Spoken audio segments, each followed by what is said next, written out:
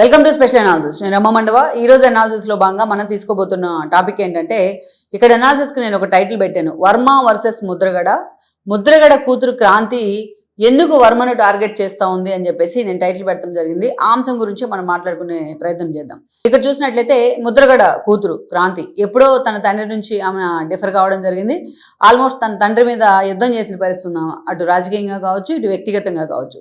అలాంటి క్రాంతి ఈరోజు వర్మని వన్ సైడ్గా టార్గెట్ చేస్తోంది. గత ఈ వారం రోజులుగా 4-5 రోజులుగా పిఠాపురం వేదికగా జరుగుతున్న పరిణామాలన్నీ కూడా ఈ సిచ్యువేషన్ కి కారణమయ్యాయి. పిఠాపురంలో ఏం జరిగింది అనేది కూడా మనకు తెలుసు. అక్కడ స్థానికంగా మనం చూస్తే పిఠాపురం అర్బన్ డెవలప్మెంట్ అథారిటీ వాళ్ళ కింద కొంత మహిళలకు సంబంధించి కొంత సెల్ఫ్ హెల్ప్ ప్రోగ్రామ్ చేయడం జరిగింది. దానిలో భాగంగా మహిళలకు ఫోన్లు, అదేవిధంగా ఇతర సామాగ్రి అందజేసే క్రమంలో అక్కడ స్థానిక అధికారులు కొన్ని ఫ్లెక్సీలు ఏర్పాటు చేశారు.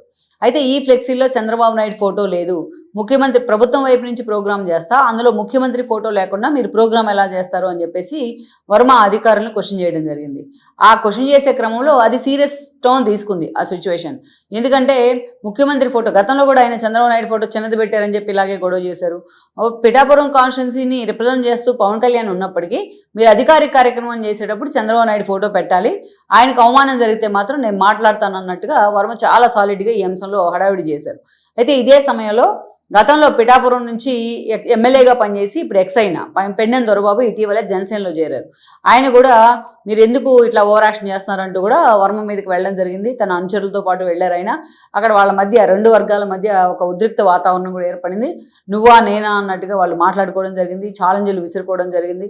పెండెం దొరబాబు వైఎస్ఆర్సీపీ అయితే ఆయన అసలు జనసేనలోకి ఎలా తీసుకుంటారు అని కూడా ఇంత ప్రశ్నించడం జరిగింది. గతంలో దొరబాబు వచ్చేటప్పుడు కూడా వర్మ ఆయన వ్యతిరేకించారు.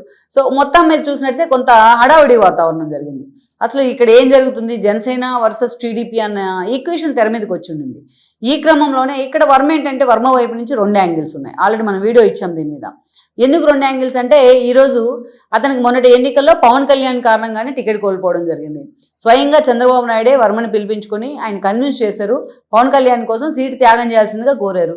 వర్మ అందుకు అంగీకరించారు. చంద్రబాబు నాయుడు మాట నాకు వేదం అన్నారు. సరే అది పక్కన పెడదాం. వర్మ అంటే టీడీపీ కాబట్టి చంద్రబాబు నాయుడు మాట విన్నారనుకుందాం.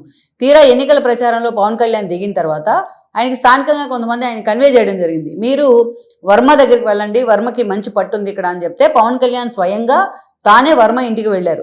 ఆయన దగ్గరికి వెళ్ళి ఆయనతో కూర్చొని నన్ను గెలిపించండి, నన్ను గెలిపించడంలో మీరు ఇన్వాల్వ్ కావండి అని చెప్పి స్వయంగా పవన్ కళ్యాణ్ వర్మను కోరడం జరిగింది. వర్మ పవన్ కళ్యాణ్ ఇంటికి వెళ్ళాల, పవన్ కళ్యాణే వర్మ ఇంటికి వెళ్ళారు. నేను పవన్ కళ్యాణ్ కోరిన మేరకు వర్మ అదే స్థాయిలో ఆయన ప్రచారం చేయడానికి నిర్ణయించారు. ఈవెన్ ఎంత సాలిడ్గా ప్రచారం చేశారంటే పవన్ కళ్యాణ్ అంత మెజారిటీ సాధించడంలో, అంత వన్ సైడ్ వేవ్ రావడంలో కూడా వర్మ పాత్ర ఉంది. అది పవన్ కళ్యాణ్ గారికి కూడా తెలుసు. అందుకే పవన్ కళ్యాణ్ ఎన్నికలు అయిపోయిన అనంతరం వర్మను కలిశారు చాలాసార్లు. మీ వల్లే నా గెలుపు సాధ్యమైందని చాలా హుందాగా చెప్పారు. కానీ ఆ హుందాతనం అటు చంద్రబాబు నాయుడుకి పవన్ కళ్యాణ్ దగ్గర ఉన్న హుందాతనం కింది స్థాయి క్యాడర్కి ఉండట్లేదు, కింది స్థాయి నేతలకు ఉండట్లేదు. అయితే ఆయనకు అటు చంద్రబాబు నాయుడు వైపు నుంచి హామీ ఇచ్చారు. ఎందుకంటే మీకు టికెట్ ఇవ్వలేదు కాబట్టి ఏదో ఒక నామినేటెడ్ పోస్టు అనుకున్నారు. కానీ ఇప్పటిదాకా అనేక రకాల నామినేటెడ్ పోస్టులు నియమిస్తున్నా వర్మకి ఆ పదవులు అయితే ఇప్పటిదాకా దక్కలేదు. అదొక ఆయన క్యాడర్లో కానీ ఆయన ఫాలో అయ్యే వాళ్ళలో కానీ ఆ ఫ్రస్ట్రేషన్ ఉంది, ఇది ఉంది. సో అందుకే ఆ అసంతృప్తి అయితే ఉంది. అదొక ఫ్రస్ట్రేషన్. ఇంకోవైపు ఏంటంటే స్థానికంగా జనసేన వైపు నుంచి తనకు నిజంగానే ఫ్రస్ట్రేషన్, సఫికేషన్ ఉంది. ఇటీవలే చూసాం, పిఠాపురంలో ఒక సభ పెడితే, పార్టీ మీటింగ్ పెడితే వర్మ లాంటి వాళ్ళు ఉంటే మన కర్మ అన్నట్టుగా ఇండైరెక్ట్గా నాగబాబు మాట్లాడడం జరిగింది. సో ఎవరో ఏదైతే పవన్ కళ్యాణ్ గెలిపించారని బిల్డప్లు ఇస్తూ ఉంటారో అది మన కర్మ అంటూ వర్మను ఉద్దేశించి ఆయన మాట్లాడారు చాలా సటారిక్గా. అప్పుడు పవన్ కళ్యాణ్ కూడా నాగబాబుని మందలించినట్టు వార్తలు వచ్చాయి, if it is fact are not.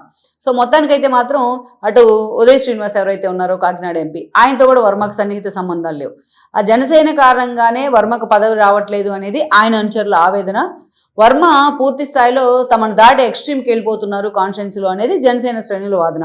మొత్తానికైతే ఆ టగ్ ఆఫ్ వారు ఏ ఇష్యూ వచ్చినా అది నడుస్తూనే ఉంది. దాన్ని అటు పవన్ కళ్యాణ్ కానీ ఇటు చంద్రబాబు నాయుడు కానీ ఇప్పటిదాకా దాన్ని సెటరేట్ చేద్దాం, ఎక్కడో చోట దీనికి ఒక లాజికల్ ఎండ్ ఇద్దాం అన్న విధంగా వాళ్ళు ఆలోచన చేయట్లేదు. అందుకే అది ఎప్పుడు కూడా ఏ ఇష్యూ వచ్చినా అది అగ్రిగేట్ అవుతానే ఉంది. అలాంటిది లేటెస్ట్గా వచ్చిన ఇష్యూ.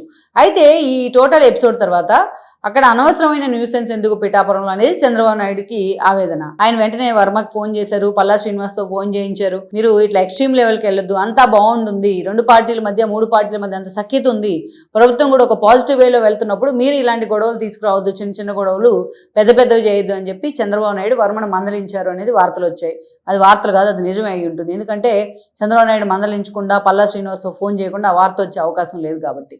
అయితే ఈ క్రమంలో ఇంతవరకు సబ్సైడ్ అయిపోయింది ఇష్యూ అంతా అనుకున్నారు. అయితే ఇప్పుడు సీన్లోకి కొత్తగా ముద్రగడ కూతురు క్రాంతి వచ్చారు. మనకు తెలుసు గతంలో ఆవిడ తన తండ్రి ఎప్పుడైతే పవన్ కళ్యాణ్ మీద ఒంటికాలతో వెళ్తా ఉన్నారో, పవన్ కళ్యాణ్ గట్టిగా తుమ్మినా కూడా దాన్ని ఒక బూతులాగా చూపిస్తా ఉన్నారు. పవన్ కళ్యాణ్ ఆఖరికి 21 సీట్లు తీసుకోవడానికి కూడా తప్పుపట్టారు. ఈ రోజున ఆయన 100% స్ట్రైక్ రేట్ సాధించిన తర్వాత, ఉప ముఖ్యమంత్రి అయిన తర్వాత తన పేరును కూడా ముందుగా సవాల్ చేసినట్టు జనసేన నుంచి వస్తున్న సఫికేషన్ భరించలేక తన పేరు కూడా మార్చుకోవడం జరిగింది, ముద్రగడ పద్మనాభ రెడ్డి అని. ఈ డ్రామా అంతా చూసిన తర్వాత, తన తండ్రిలో డబుల్ యాంగిల్స్, డబుల్ స్టాండర్డ్స్ చూసిన తర్వాత క్రాంతి స్వచ్ఛందంగా బయటికి రావడం జరిగింది. తన తండ్రి మీదే తిరుగుబాటు జెండా ఎగరేశారు ఆవిడ.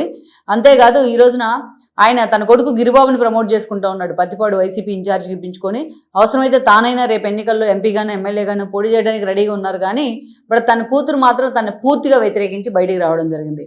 అప్పటి నుంచి ఆమె ముద్రగడ డబుల్ స్టాండర్డ్స్ని ఎండగడతానే వస్తుంది. ఎప్పుడు ముద్రగడ కాపు సామాజిక వర్గం గురించి మాట్లాడినా ఆయన చేసిన తప్పిదాలను ఎత్తి చూపుతా ఉంది. ఎప్పుడు ముద్రగడ పవన్ కళ్యాణ్ టార్గెట్ చేసినా పదే దాన్ని ఖండిస్తూ ఎక్కడికక్కడ మీడియా ముందుకు వచ్చే ప్రయత్నం చేస్తుంది. ఇంకోటి ఏమంటే పవన్ కళ్యాణ్ తో కూడా ఆమె అదే స్థాయిలో ఆమెకి పవన్ కళ్యాణ్ గుడ్ లుక్స్ లో ఉన్నారనేది ఒక ప్రచారం. నెక్స్ట్ ఎలక్షన్స్ లో ఆమెకి ఎక్కడో చోట నుంచి టికెట్ అకామిడేట్ చేయబోతున్నారు జనసేన తరపున అనే చర్చ కూడా జరుగుతుంది. ఇలాంటి సమయంలో మొత్తం చంద్రబాబు నాయుడు వార్న్ చేసిన తర్వాత వర్మ కానీ ఆయన టీం కానీ ఆయన క్యాడర్ కానీ సైలెంట్ గా ఉన్నారు. ఇటు జనసేన కూడా ఆల్రెడీ సబ్సైడ్ అయిపోయిన పరిస్థితిలో ఈవిడ తెర మీదకి రావడం జరిగింది. ఈ క్రాంతి వచ్చి వర్మను టార్గెట్ చేశారు. ప్రతిసారి మీరు పవన్ కళ్యాణ్ జనసేననే సాఫ్ట్ టార్గెట్ చేస్తున్నారు, మీకు హిడెన్ ఎజెండా ఏదో ఉంది, ఆ ఎజెండా ఏంటో బయట పెట్టండి అని చెప్పి వర్మని చాలా సీరియస్ గా టార్గెట్ చేయడం జరిగింది. ఆల్రెడీ ఫుల్ స్టాప్ పడింది అనుకున్న ఇష్యూను క్రాంతి మరోసారి లైమ్ లైట్ లో ఉంచే ప్రయత్నం చేశారు. అక్కడ అందరూ అనుకుంటుంది ఏంటంటే తనకు ఒక వాయిస్ కావాలి కాబట్టి ఈ ఇష్యూని ఆవిడ క్రాంతి ఒక వాయిస్ గా జనంలోకి తీసుకెళ్లే ప్రయత్నం చేస్తా ఉంది అనుకుంటున్నారు. ఎందుకంటే జనసేన నేతలు ఎవరు కూడా ఆ స్థాయిలో వర్మను టార్గెట్ చేయలేదు ఎక్సెప్ట్ క్రాంతి.